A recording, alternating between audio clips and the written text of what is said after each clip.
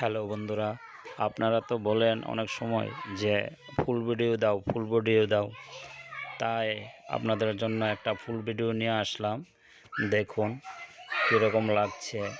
আর ভিডিওটা দেখে যদি মনে হয় ভালো লেগেছে তাহলে একটু লাইক, কমেন্ট, শেয়ার দিয়ে দিবেন।